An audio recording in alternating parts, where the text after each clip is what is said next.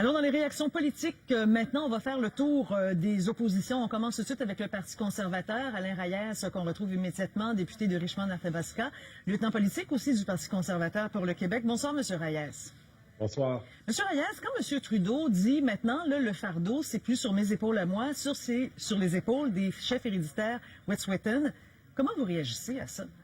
Je vous le dis, je suis tombé en bas de ma chaise quand j'ai entendu l'allocution du premier ministre qui essaie de faire porter l'odieux des 16 derniers jours de cet échec de la gestion de cette crise. Il a attendu 12 jours pour convoquer son comité d'urgence. Il nous dit aujourd'hui qu'ils ont tout essayé pour régler le problème.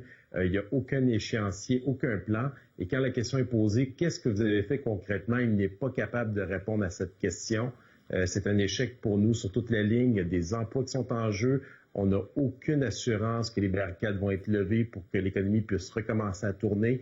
Et je peux vous le dire, aujourd'hui, là, juste moi, personnellement, c'est des dizaines d'appels d'entrepreneurs, d'agriculteurs qui nous disaient qu'est-ce qui va se passer. On peut pas tarder plus que quelques jours, sinon ça va être une catastrophe pour nous. Ça va être des mises à pied.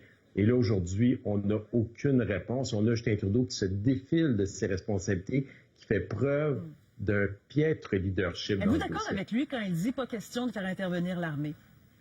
Ben honnêtement, là, il faut qu'il se passe quelque chose. Je ne sais pas de quelle façon ça doit se faire, mais là, c'est en parlant des deux côtés de la bouche, il envoie un mauvais signal, il y a une ambiguïté, on ne sent aucun leadership.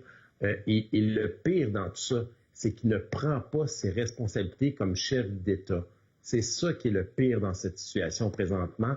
Et les coûts économiques et humains sont énormes présentement. Et là, on le voit, on commence à sentir des gestes de désobéissance civile, même de l'autre côté, de gens qui disent ça n'a pas de bon sens. Là, quand je vois un maire à Louisville qui décide de faire une barricade, je dirais que c'était très sarcastique. Est-ce que ça vous inquiète d'ailleurs que les gens, effectivement, décident de se faire justice eux-mêmes? Ça a été fait d'ailleurs à Edmonton, là où il y a eu un blocage par des membres de Premières Nations. Ça a même été salué par un des candidats qui souhaite devenir le chef de votre parti. Oui, qui s'est repris par la suite et qui a retiré, je tiens à souligner le tweet par rapport à ça, parce que c'était pas l'intention au départ, mais c'était très mal géré, je le concède. Mais c'est aussi le cas de citoyens qui ont été voir des manifestants sur les barricades, qui ça aurait pu dégénérer. Et tout ça, c'est dû à ce laxisme présentement.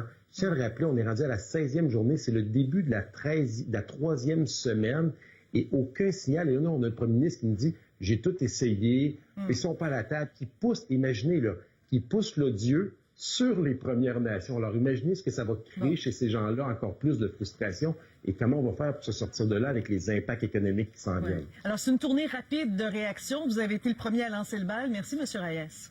Ça fait plaisir. Bonne soirée à tout le monde. Au revoir.